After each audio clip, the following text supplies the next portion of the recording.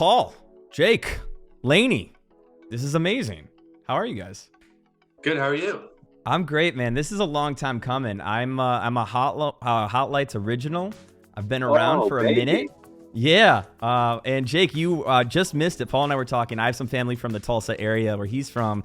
Where in Arkansas are you from? I'm from Bentonville, home of Walmart, baby. No. My dad's from Springdale, and I just brought the whole family down to Northwest Arkansas. Yeah. I love it. Let's go, Hog. So, yeah, let's go. I just went to a game against FSU or FTI. FIU, yeah. Sorry, all over the place. But yeah, we were just down there. Anyway, long time coming. Thank you for taking the time, guys. I want to start with this. I've seen some interviews. I've seen, obviously, the success of A Beautiful Blur. I've heard the story of how it changed very last minute. For those that don't know, it was I Really, Really Hope So. As recent as September 18th was when the announcement was made, and then about 11 days later, it changed to A Beautiful Blur, which, if I'm not mistaken, was the original title. Correct. Play it back. I've heard the story, but I'd love to hear the 20-second version of what made you guys go back to A Beautiful Blur, why you guys changed the album art and whatnot. I think it was just instinctual, from the very beginning. The reason, we've always we've just been big on instincts and what feels right in the spirit. And it's cool to be so far down the line of being a band and still staying true to that kind of inner compass, I guess. And Jake and I had spent the last few months rolling out I Really, Really Hope So, and we've never been on the cover of an album before, so we went ahead and took a chance and took a try and took a photo. and I don't know, we went to a vinyl bar in Japan, as the story goes. Yeah. And where a Japanese grandpa is behind the bar hand selecting every song that's being played, and he's curating the playlist for the night. And each song that plays, he puts up the respective album cover on this sort of pedestal behind the bar, and I just couldn't see him grabbing that photo of Jake and I and putting it up there. I just couldn't see it. Yeah. And I think Jake felt the same way. I just voiced it to him first, and he was like, no, I'm thinking the same thing. And we quickly scrambled and pivoted, and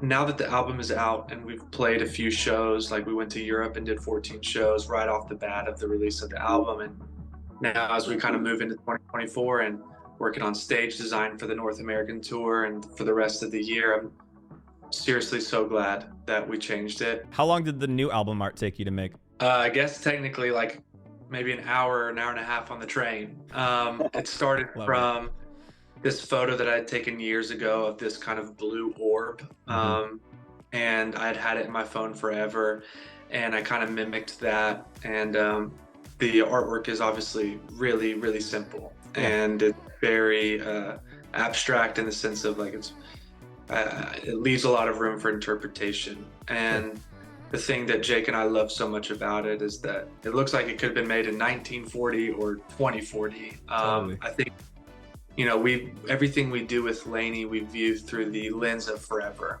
This stuff is going to live forever. We're actually not going to live forever, but this is going to live past our time on here on Earth. And I think that's a cover that we can really put a lot of faith in and know that it's going to age well. I was going to say, one of the most inspiring things you can do is just to walk into a vinyl shop. Just looking at vinyl is the coolest thing ever. There's so many iconic artworks, and so it's just fun that was kind of in our mind, okay, yeah, I feel like we can walk in, we can just see that and just be like, wow, that is an unbelievable album cover right there. I love it for two reasons. One, obviously, as you mentioned, Paul, the abstract nature. I see a plain window. I know people that have seen mirrors. Obviously, it could be as simple as a blue dot. But it's also two-parted because it brings you back to one of the very first album arts you had, which, if I'm not mistaken, Paul, was a picture of your hand and then just the text LANY. I was actually just it was just a black screen with white. But to use your hand to make it black. That's right. I'm so stupid. But yeah, I mean, I love that the spirit of this band is still very much alive. I think bands over a certain time sometimes lose themselves and lose their identity and forget who they were from the very beginning. And if we're sitting here on our fifth album making our album art on Photoshop with really limited skills, but with a lot of heart and intention, I think that's a really great place to be as a band. I do too. I think that certainly reflects you guys as musicians, lyricists, storytellers as well. Just throwing out some of my favorite songs. I first got introduced, obviously, like I said, Hot Lights, and then for a minute it kind of went away. And then obviously when Superfar came out, all of that, I was like, wait, okay, they're back. I Love You So Bad, DNA, the demo version. Oh, it's just not in my DNA to love you only halfway. Is what speaks to me, because you can really hear like how these LANY songs come to be when it's just, you know, lyrics at their very core.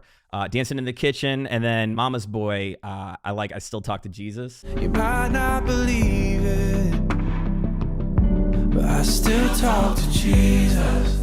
You did the first 4 records with a label, if I'm not mistaken, and this is the first time that you released a newer piece without a label. Do you think it would have gone the same way? Would you have pressure to not even say anything if you were still working with the label teams? Totally. I mean, they always were pretty good about like the creative freedom. You know, thankfully we walked in and we had our own thing going, and it was going so well already that there's a lot of like mutual respect from them and us.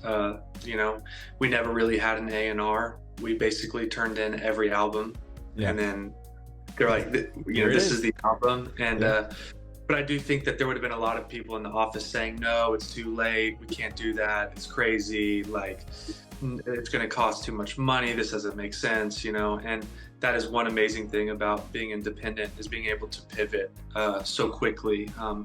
You know, the team is small, it's tight, it's concise. You know, when you have a bigger ship, it takes a longer for it to turn.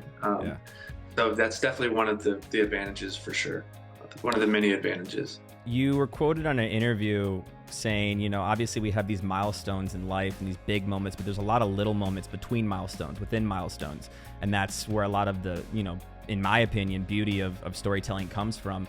Can you speak on that a little bit, and what maybe little moments you've had recently, whether they become a song or not? Sure. I mean, yeah, I think people sometimes like to, and I really appreciate you saying, talking about like I Still Talk to Jesus, because that's a song that I feel like people just kind of skipped over or don't appreciate. And it kind of ties into this question, because people will be like, do you think you'll ever, you know, run out of heartbreak or run out of like songs about love?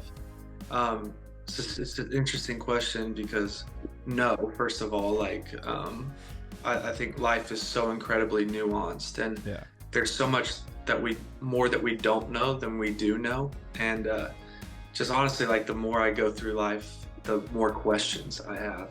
And I think that's a really good thing, is to never run out of questions and to always stay curious. And so, you know, of course, I mean, we're really given just a handful of milestones from the universe or the creator or whatever. And it's like, you turn 16, you turn 18, you turn 21 in Catoosa at the Hard Rock Cafe, or wherever you turn 21. And then, like, maybe, I don't know, you get married, you have a kid, you die, you know. That's not it. That's just, those are the big tent poles that everyone knows. Exactly. And there's just so many things in between, you know. Like, what about when, like, you have a best friend and then you don't have that best friend anymore, you know? And what about, like, when you were really counting on something and it just didn't turn out the way that you thought it would? And you learn a lot about yourself. There's disappointment and then there's resilience. And I just think, I'm excited to write our next album, which sounds crazy, because we still have about 80 shows to play around the world next year off A Beautiful Blur. But I'm so excited to see what life kind of throws at us, and what little one-liners I can put in my phone along the way to prepare for that season of writing. Yeah, Jake, I'll turn the question to you to add a little context, because I think it was before you joined the call. I have family in the Tulsa area, and I spent my 21st birthday at the Hard Rock Casino in Catoosa, Oklahoma. Oh, yeah. Yeah, so real ones know what's up with the Port of Catoosa. Shout out. But Jake, little moments lately, or let's speak on the writing too, because I know you're a huge hand in that as well. When you guys are taking note of these moments or milestones or just feelings, is it a notes app? What's the process? Oh, man. All of the above. And I love that you're talking about details, because speaking of notes, it's like we got to go see U2 at the Sphere. And how was it? I need the 10-second review. We gotta take a departure for a second. Not only was it mind-blowing to see, but it's also just as a band to go together to go see something like that. Like for Paul and I, just like watch it together and just talk back and forth about what we love about it, how we feel like we can take what we're doing to the next level. Being able to do that together was like such a cool experience. And so I love it because when you guys were talking about details, I was thinking about something as like grand as going to see U2 at the Sphere. And then for some reason I was thinking of something as small as getting Paul chicken nuggets, and then he had the lyrics to Made in Hollywood in like 5 seconds. So it's just like, just all the small things and all the huge things and everything in between we lean into, and that goes into our whole process. So life is sick. If that's not also a low-key opening to All the Small Things LANY edition, I don't know what is. Because what doesn't go together like Blink-182 and LANY? Love that. Guys, you Paul, you mentioned this. You're about to play 80 more dates plus for A Beautiful Blur, 2 of which are in Chicago, which is where we're based at the Salt Shed, which is a brand new venue here in Chicago. We're very excited about that. I was actually just there with Mr. Wives. We're trying to figure out something to do with you guys while you're here too, which would be cool. But I don't want to burn all the questions because I'm very hopeful and excited to talk to you guys and hang soon. I appreciate you guys taking the time. Know that you have a lot of fans in the industry as well that appreciate it more than just, the single that's currently out too. Not that XXL is not incredible, but you guys got something magical, and it's really cool to get a chance to talk with y'all. Thank you, man. That's really kind of you to say. We're so excited about Chicago. That room looks amazing. It's like a perfect size. Doing 2 nights, and Chicago's always been important to us. We have like incredible memories of playing is it Schubas or Scubas or something like that? Yeah. Oh man. Yeah. It's a come up from Schubas to the Salt Shed, I'll tell you that much. Yeah. It's just been cool to kind of work our way through those rooms. I mean, we played Chicago when the Cubs won the World Series in 2016, and we just have a lot of really beautiful memories there, so it's cool to feel the love reciprocated. You guys are gonna really love the Salt Shed for 2 reasons. I don't know if you know the history, but the 5 seconds is it used to be the Morton Salt Company. It's literally the shed where they would store and distribute the salt from, and they kept the exterior because it was a historical landmark here in Chicago, and they said rather than tear it down or just leave it abandoned, let's turn it into this amazingly acoustically treated room, by the way, that you would think otherwise when you first see it, but it's just cool. It's got this turn of the century vibe to it. It's decorated great. I cannot wait to see you guys there, and of course the entire tour. But A Beautiful Blur Deluxe Edition is out now. Paul, Jake, LANY, I appreciate you guys. Thank you, sir. Good to see you.